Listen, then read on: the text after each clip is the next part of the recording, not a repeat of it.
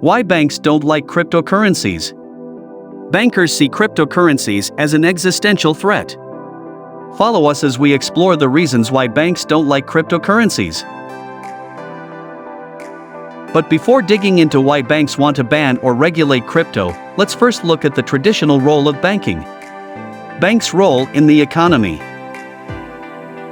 Before banks came along, people had to keep their precious metals with them at all times. Paying for goods and services was awkward, and people could have their wealth wiped out in one theft or robbery.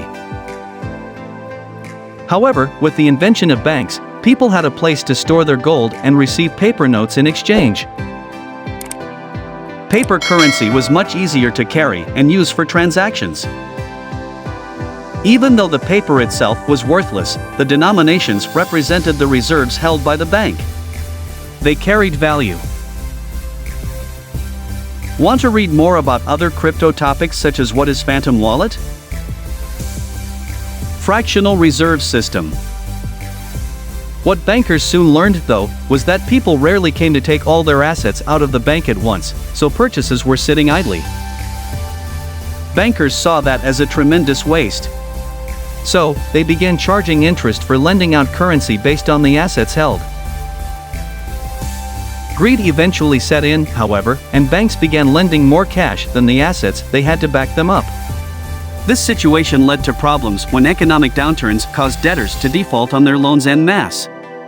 So bankers organized central banks to bail them out when their risky lending practices got clipped by a black swan event that negated borrowers' ability to repay their loans.